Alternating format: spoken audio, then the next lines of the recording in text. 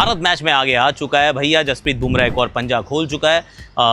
दे दो भाई इनको एक्चुअली आप भारत रत्न ही दे दो, क्योंकि ही इज़ एब्सोल्युटली प्राइसलेस। बंदा अलग है, मतलब कैचेस वैचेस लोग पकड़ लें, थोड़ी सी और मदद दे दे तो 5 नहीं 8 खोल दे, और 6 रन की लीड नहीं है 160 रन की लीड दिला दे। पर बुमराह जैसा वैसे कोई है नहीं, पर जस्सी ना अकेला पड़ जाता है यार। नए फेसेस, नया लीडर, क्या इंडिया जीत पाएगा? बेसबॉल का घमंड तोड़कर एक नया दौर, a new taste. Hashtag Akashvani में आप सभी का हाथ जोड़ के स्वागत है। और कहाँ पर हूँ मैं? यहाँ एक आनंदा रेस्टोरेंट है ऊपर। It's a nice restaurant. यहाँ पे अभी हम खाना खाने आए थे, और सुबह जो था थोड़ा सा क्या जो म्यूजियम ऑफ स्लाइम गए थे, वहाँ पे बहुत सारी स्लाइम हमने बनाई और खेले।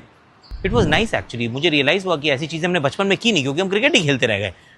देर are certain things in life. Anyway, अब सबसे पहले तो जसप्रीत बुमराह को एक ओड लिखनी चाहिए हमें, मतलब such a phenomenal player that he is. जब बॉलिंग करने आता है, मतलब ऐसा हो गया कि ना जैसे एक फिक्स डिपॉजिट होता है कि आप कहते हो यार मुझे अब कुछ चाहिए, ये बंदा हमारे पास है, बॉल दो विकेट, बॉल दो विकेट। अब वो बेचारा बॉल दो विकेट के अंदर कैच भी छोड़ते हैं, छोड़े जा रहे हैं कैच। उसके बारे में बात मैंने इस वीडियो में और भी किया, बाद में करूँगा।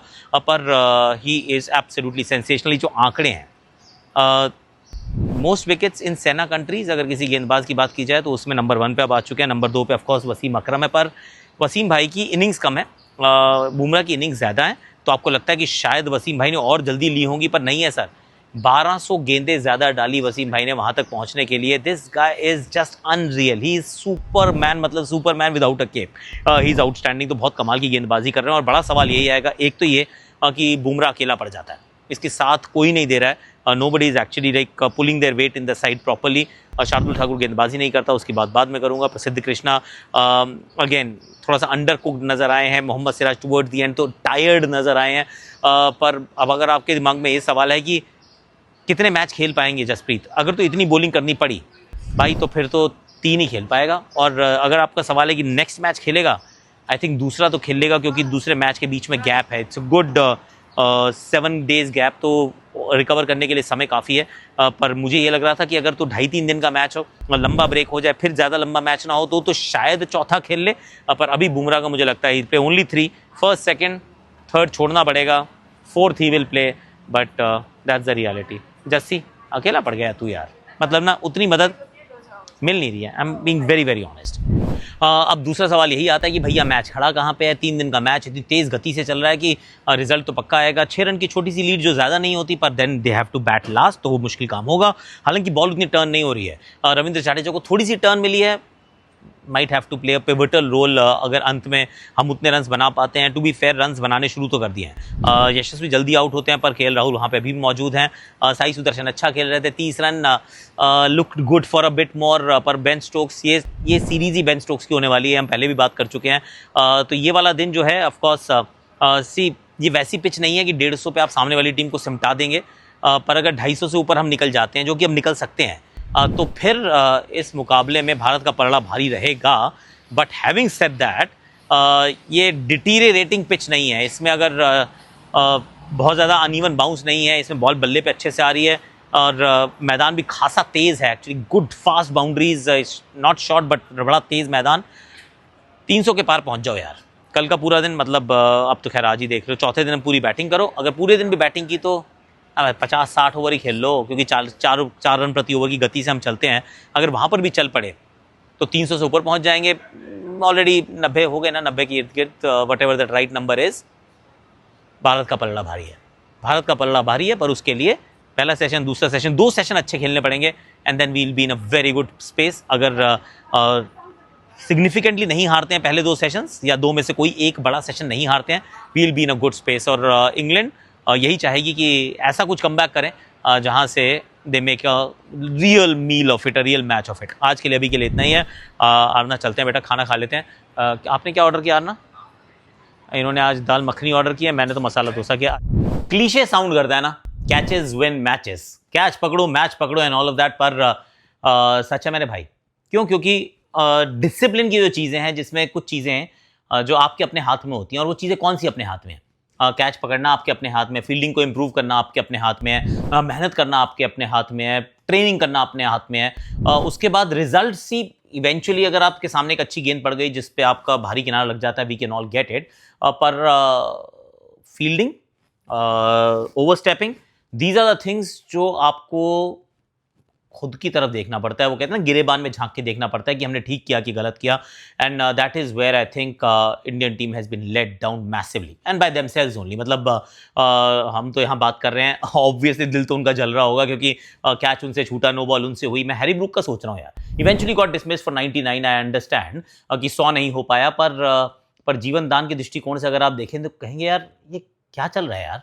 पहला वो 0 पे आउट हो जाते, वो नो बॉल अगर ना होती तो वो जसप्रीत बुमराह इतना सा ओवरस्टेप करते हैं। और कहानी यही है, it's a game of fine margins, क्योंकि आप एक अच्छी टीम के सामने खेल रहे हैं। Of course in their conditions England is a good team, तो ऐसी टीम को आपको अगर पछाड़ना है तो डिसिप्लिन वाली जो छोटी 1% है वो ठीक करना जरूरी है। पर वो नो बॉल होती है, ही गेट्स अ रिप्रीव, उसके बाद वो बैटिंग अच्छी करते हैं। एंड वो हैरी ब्रूक की एक कहानी भी है। इनफैक्ट अब तो ये दोनों टीम्स की कहानी है कि ये स्पीड पे बैटिंग करते हैं कि अगर आपने एक विकेट नहीं चटकाया और उसको अगली विकेट लेने में वो विलंब हो गया, तो you know that the game will move really fast. तो अगला जब तक आप चांस क्रिएट करते हैं वो ऑलरेडी 70, 75, 80 रन बन चुके होते हैं, पर चांसेस तो हम पकड़ ही नहीं रहे यार। The number of catches that we have dropped. Yashasvi Jaiswal अमूमन एक अच्छे फील्डर हुआ करते थे, पर एक तो बिल्कुल ही सीधा कैच यार। और मैं सोच रहा हूँ कि लग क्या रहा होगा बुमराह को। बुमराह, चलो वो नो बॉल तो बुमराह ने नहीं डाली थी, पर बुमराह की गेंदों पे कितनी कैच छोड़ोगे यार। और वो ऋषभ पंत भी कैच छोड़ते हैं, वो डिफिकल्ट कैच ऑफ कोर्स, पर कैच तो होना चाहिए, डिफिकल्ट भी होने चाहिए। अपना तो स्पाइडी है, स्पाइडी को उड़ना चाहिए, वरना वो ऐसे करके फट से पकड़ लेना चाहिए। Yashasvi Jaiswal started as a good fielder. Let's remember वो जो बांग्लादेश वाली सीरीज थी, वो राइट हैंड साइड पे एक डाई मार के कैच पकड़ी, एक आगे से वो कानपुर वाले मैच में कैच पकड़ी।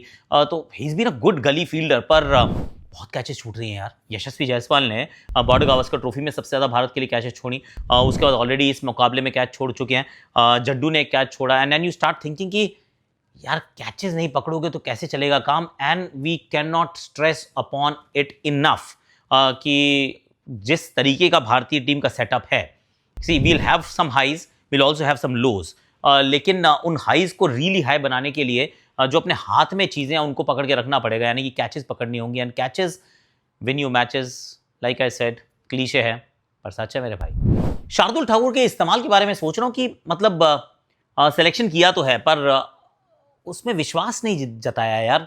जिस स्पीड पे रन बन रहे हैं और जितनी देर रन बन रहे हैं, ऑफकोर्स 2-3 ओवर डालते हैं, बड़े महंगे चले जाते हैं, पर फिर आप उनको बॉलिंग ही नहीं कराते हो, इतने लंबे लंबे अंतराल तक बॉलिंग नहीं कराते हो। सारे बॉलर जो 20-20 ओवर डाल जाते हैं, पर शार्दुल ठाकुर इतने से ओवर डालते हैं, वो सिंगल डिजिट्स में रहते हैं बहुत देर तक। तो आप कह रहे हो यार सेकंड न्यू बॉल भी आ गई, फर्स्ट न्यू बॉल भी चली गई, बॉल पुरानी भी हो गई, बैटर आउट भी हुए, बीच में मौके भी आते हैं, पर इधर it is under utilisation of resources कि आपने खिलाया तो है पर आप उनका इस्तेमाल नहीं कर रहे, या फिर दूसरी बात ये हो सकती है कि आपको उनमें विश्वास नहीं है। और that is a bigger concern कि अगर विश्वास ही नहीं है तो फिर क्यों खिलाया यार। मतलब मुझे लग रहा था कि खिलाना चाहिए, मैंने भी 11 में पिक किया था, पर अगर भारतीय टीम को ऐसा लगता है कि नहीं यार इस बंदे की ना बॉलिंग में हमें इतना कॉन्फिडेंस और बैटिंग में भी नंबर 8 पे करानी है तो वो भी उतना कॉन्फिडेंस नहीं है, तो फिर अगर इस दृष्टिकोण से देख रहे हैं तो फिर खिलाना नहीं चाहिए, क्योंकि खिलाने के बाद अब एक स्थान को तो वहाँ पर भर देते हैं, पर वो प्लेस होल्डर तो नहीं हो सकते ना। Eventually you want him to come and contribute. Batting में आउट हो गए which is okay, I mean हालांकि 430 for 3 470 all out, it was like a major collapse in that respect, पर क्योंकि इतने रन बन चुके थे। हालांकि इसमें भी एक बात है, आई थिंक ये लोएस्ट टोटल है in the history of Indian cricket, no in the history of test cricket, जहाँ पे 3 लोगों ने शतक जड़ा और फिर भी 470 ही बने। वरना 3 लोगों के शतक होते तो 550 मिनिमम बनते होंगे। This was the lowest total. मैंने ये एक्चुअली एक्स पे देखा था, टीम चेक कर लेना ठीक है कि गलत है, पर मुझे लग रहा है ठीक ही होगा, क्योंकि जब 300 बनते हैं तो obviously you score more run, क्योंकि एक आधा 100 ही उसमें से 150 का होता है, तो 150 हो जाए तो 450 वैसे ही हो जाते हैं। And then there are other batters also, यानी कि पिच भी थोड़ी फ्लैट हुई होगी, तभी तो 300 बने हैं। तो उस दृष्टिकोण से देखते हैं तो run 471 was a low total considering कि 3 शतक थे, not a low total otherwise. Ball turn भी हो रही है और बाद में ऑफकोर्स इंडिया को बॉलिंग करनी है, तो it will be an interesting game of cricket. हालांकि जहाँ पे match at the time of recording खड़ा है, अभी मैच खत्म नहीं हुआ बाय द वे, तीसरे दिन का खेल, पर यू नो कि सेकंड इनिंग्स में बैटिंग बहुत अच्छी करनी होगी। और अगर by the time I record the latter bit, और अगर हमने सेकंड इनिंग में अच्छी बैटिंग शुरू कर दी तो ठीक है, नहीं की तो फिर फिर तो बहुत डिसअपॉइंटिंग हुई यार। एनीवे तो मतलब मैं ये कह रहा था शार्दुल ठाकुर का अच्छे से इस्तेमाल ना होना is not a good story at all. Selection then it becomes questionable. क्या बोलते हैं आप? और बाय द वे जो लोकेशन से चेंज होती रहेंगी। आज मैं कहाँ जा रहा हूँ? मैं जा रहा हूँ म्यूजियम ऑफ स्लाइम, उसके बाद स्टैचू ऑफ लिबर्टी का एक वो क्रूज सा रहता है, वहाँ पे भी जाऊँगा। तो hopefully I have something more to share with you Akash Yatra पे। पर अभी मैं चाहता हूँ क्योंकि 10 बज गए, 11:30 बजे वहाँ पहुँचना है।